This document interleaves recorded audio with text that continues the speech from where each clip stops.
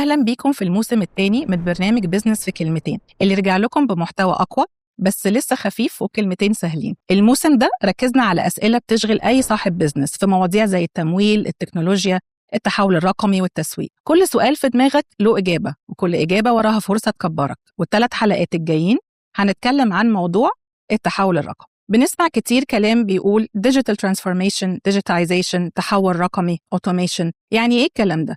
هو بجد النهاردة التحول الرقمي حاجة رفاهية؟ الحقيقة لا، هي حاجة أساسية، لأنه النهاردة العالم كله بيتغير بسرعة.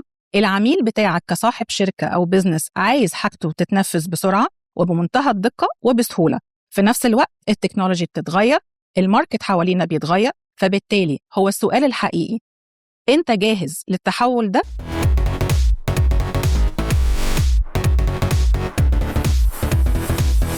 قبل ما تفكر في أي تحول أو تقول هعمل business transformation أو digital transformation، لازم تبتدي تسأل نفسك سؤال: أنا بعمل كده ليه؟ يعني why digital؟ هل أنا النهاردة عندي مشاكل في العملاء بتوعي؟ يعني عايز أكبر محفظة العملاء؟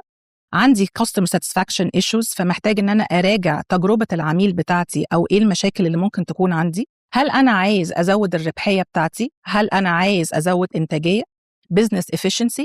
كل ده احنا بنسميه ان انت لازم الاول تعمل حاجه اسمها strategy formulation، لانك لما هتحط الستراتيجي فورميليشن دي هتبتدي بعد كده تقول: طيب انا عايز اوصل لده، احقق اللي انا عايز اوصل له ده ازاي؟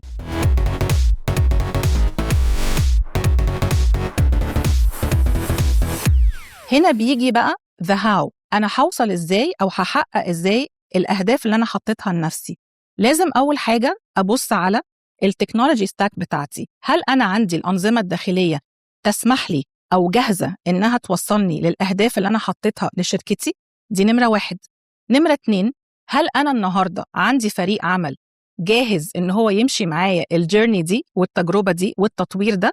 لأنه الترانسفورميشن مش بس تكنولوجي، it's all about people. بمعنى إن أنا محتاج يكون عندي فريق عمل السكيل سيت بتاعته والمايند سيت بتاعه جاهز إن هو يمشي معايا في التطوير اللي أنا عايز أطلع بيه من نقطة لنقطة أو من مرحلة لمرحلة. مين العملاء بتوعي؟ ده سؤال مهم جدا. ليه؟ لأن أنا لازم أعرف أنا بكلم مين، بخاطب مين، محتاجين إيه، لأن ده هيحدد لي حاجات كتير قوي في خطة العمل بتاعتي اللي أنا هحطها. نمرة 4، إيه التولز اللي أنا محتاجها؟ نمرة 5، وهي برضو حاجة مهمة، تأمين بياناتي. لازم أأمن البيانات بتاعتي كشركة، ولازم كمان أأمن بيانات العملاء اللي هي هتدخل وهتستخدم أي بلاتفورم عندي، عشان يبقوا هم كمان مطمنين وهم بيشتغلوا على الأنظمة بتاعتي أو على البلاتفورمز بتاعتي أو على موقع شركتي إلى آخره.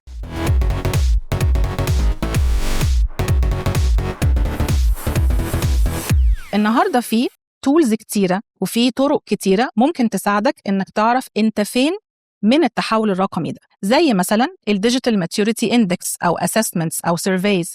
دي بتبقى مجموعة أسئلة بتقيس من خلالها الشركة على aspects مختلفة أو pillars مختلفة، اللي عن طريقها بتقدر تعرف أنت فين نقاط القوة اللي عندك ونقاط الضعف عشان تشتغل عليها. ممكن برضو أخد بالخبرات، أروح لمكتب consultancy برضو يقدر يساعدني. طيب هنستفاد إيه؟